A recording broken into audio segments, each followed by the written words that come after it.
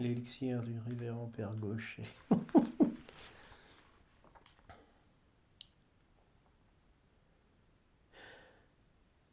Buvez ceci, mon voisin, vous m'en direz des nouvelles.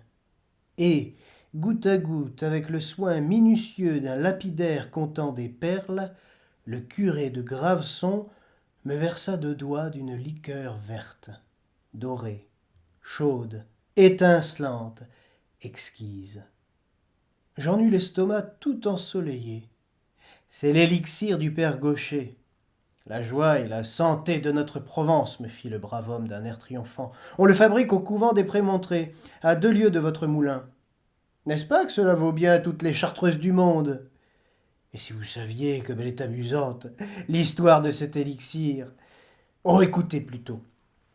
Alors, tout naïvement, sans y entendre malice, dans cette salle à manger de presbytère si candide et si calme avec son chemin de la croix en petits tableaux et ses jolis rideaux clairs empesés comme des surplis, l'abbé me commença une historiette légèrement sceptique et irrévérencieuse, à la façon d'un conte d'Érasme ou de Dassoucy. Il y a 20 ans, les Prémontrés, ou plutôt les Pères Blancs comme les appellent nos Provençaux, étaient tombés dans une grande misère. Si vous aviez vu leur maison de ce temps-là, elle vous aurait fait de la peine. Le grand mur, la tour Pacôme s'en allait en morceaux. Tout autour du cloître rempli d'herbe, les colonnettes se fendaient, les saints de pierre croulaient dans leurs niches. Pas un vitrail debout, pas une porte qui tint. Dans les préaux, dans les chapelles, le vent du Rhône soufflait comme en Camargue, éteignant les cierges, cassant le plomb des vitrages, chassant l'eau des bénitiers. Mais le plus triste de tout, c'était le clocher du couvent, silencieux comme un pigeonnier vide. Et les pères, faute d'argent pour s'acheter une cloche, obligés de sonner matine avec des cliquettes de bois d'amandier. Pauvres pères blancs. Je les vois encore à la procession de la Fête-Dieu, défilant tristement dans leurs capes rapiécées, pâles, maigres, nourris de citres et de pastèques, et derrière eux monseigneur l'abbé qui venait la tête basse, tout honteux de montrer au soleil sa crosse dédorée et sa mitre de laine blanche mangée des vers. Les dames de la confrérie en pleuraient de pitié dans les rangs. Et les gros porte-bannières ricanaient entre eux, tout bas, en se montrant les pauvres moines. Les étourneaux vont maigres quand ils vont en troupe. Le fait est que les infortunés pères blancs en étaient arrivés eux-mêmes à se demander s'ils ne feraient pas mieux de prendre leur vol à travers le monde, et de chercher pâture chacun de son côté.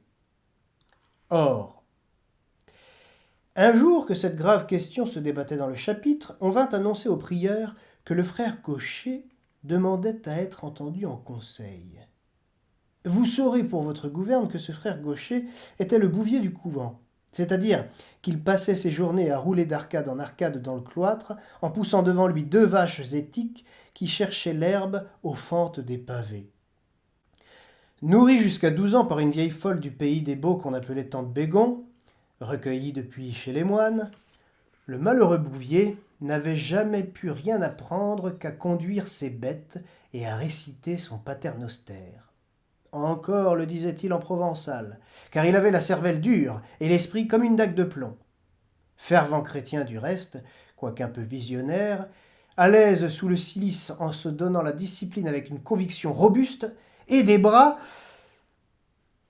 Quand on le vit entrer dans la salle du chapitre, simple et balourd, saluant l'assemblée et la jambe en arrière, prieur, chanoine, argentier, tout le monde se mit à rire. C'était toujours l'effet que produisait, quand elle arrivait quelque part, cette bonne face grisonnante avec sa barbe de chèvre et ses yeux un peu fous. Aussi le frère Gaucher ne s'en émut pas. Mais révérend, fit-il d'un ton bonasse en tortillant son chapelet de noyaux d'olive, on a bien raison de dire que ce sont les tonneaux vides qui chantent le mieux. Et figurez-vous qu'à force de creuser ma pauvre tête déjà si creuse, je crois que j'ai trouvé le moyen de nous tirer tous de peine.